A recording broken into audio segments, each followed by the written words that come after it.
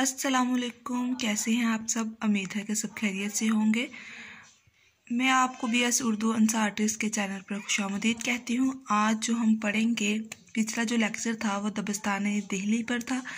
आज मैं आपको पढ़ाऊँगी दबिस्तान लखनऊ क्या है, दबिस्तान लखनऊ का पस मंज़र कैसा था, कैसे लोग रहते थे और कौन कौन से शोरा हैं जो दबिस्तान लखनऊ में शामिल है, किन्होंने अपने सर उठाए, काम किया, शायरी की दबिस्तान लखनऊ में रहते हुए।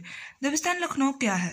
हम जानते हैं कि दिल्ली बार बार तबाह बर्बादी से दुचार हो रही थी, जिससे शोरा और रुतबा भी दिल्ली तबाही से तबाह बर्बाद हो गए। उनका जो हाल था वो खस्ता हो गया। इसके मुकाबले में अगर लखनऊ की बात की जाए तो लखनऊ एक खुशहाल इलाका था। किसी भी इलाके के सियासी और समाजी, माशरती, सकाफती हालात उस इलाके के अदब की तश्कील व साख्त पर नुमायाँ किरदार अदा करते हैं। जब भी किसी इलाके के अदब का जायज़ा लिया जाए तो इसमें इलाके के हालात की अक्कासी नज़र आती है।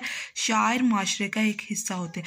यानी उन्होंने कहा कि जब भी हम अदब का जायज़ा लिया जाए तो इसमें इलाके के हालात की अक्कासी होती है।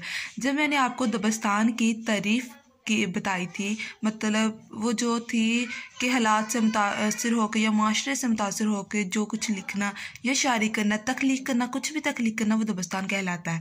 अब इलाके के हालात की अक्कासी करना, दबिस्तान लखनऊ जैसा इलाका था वैसा ही शोरा ने अपनी शायरी में दिखाया। उन्होंने यही बात समझाने की कोशिश किया है कि जो शोरा या उद्बा होते हैं वो जिस ओहद से तल्लक रखते हैं उनकी शायरी में वो चीज़ जा बजा हमें नज़र आती है। दबिस्तान लखनऊ दो तहजीबी इंतहाओं के दरमियान परवान चढ़ा। अव्वल ये कि दो इंतहा कौन सी थी? पहली ये थी कि सल्तनत दिल्ली के भूखे नंगे शायर, अदीब और उलमा ने लखनऊ का रुख इख्तियार किया और यहाँ की ऐश खोशी में गुम हो गए। ताहम कहीं इम्तिहान दाखिलियत का पहलू मिलता है। दूसरा यह है कि अंग्रेज़ के अमल दखल बढ़ जाने से अंग्रेज़ी तहजीब ने भी अपना असर दिखाया, उतार भी कह सकते हैं, और यहाँ की फ़िज़ा को अपने रंग में रंगा। यही वजह है कि लखनऊ में खारजियत का उनसर भी मिलता है। यानी जो दबिस्तान लखनऊ वाले थे इनमें दाखिलियत का पहलू भी है और खारजियत का पहलू भी है। अब हम जब इनके शोरा पर नज़र दौड़ाएंगे तो उनकी शायरी में हमें दाखिलियत भी नज़र आएगी और खारजियत भी।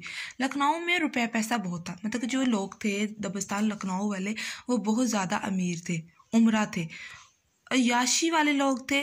जब दिल करता था और जैसे दिल करता था वैसे ही खाते पीते, अय्याशी करते, तवाइफ़ों के कोठों पर जाते। हत्ता कि उन्होंने तवाइफ़ों को इतना मोहतरम या मुअज़्ज़ब समझ लिया था कि अपने बच्चों की तालीम के लिए भी वो कहते थे, आला तालीम हासिल करने के लिए उन्हें कोठों पर भेजा करते थे। लखनऊ में रुपये पैसा बहुत ज़्यादा था जिसकी वजह से हर कोई ऐशो इशरत में पड़ा हुआ था।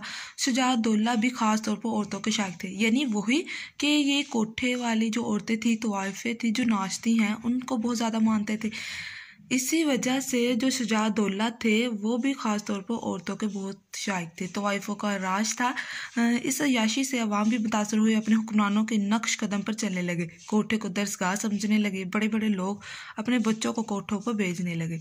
यही वजह है कि शायरी में भी फहाशी और ईरानी झलकती हुई नज़र आती है। अब मैं आपको शेर सुनाती हूँ, आपको वाकई पता चलेगा कि इनकी शायरी में भी ईरानी पाई जाती है।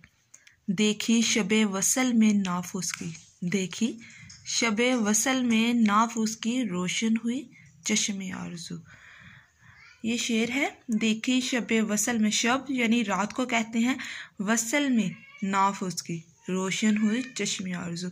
अब अगर इस शेर को पूरी तरह आप अगर समझ गए हो तो आपको मायने आप खुद ब खुद आपके जहन में अखज़ हो जाएंगे कि दबिस्तान लखनऊ की जो जहनीत थी, उन लोगों की जहनीत कैसी थी, जैसा उनका ज़माना ओहद था, जिस दौर में वो पले बड़े, उनकी शायरी में भी हमें वो चीज़ जा बजा नज़र आती है।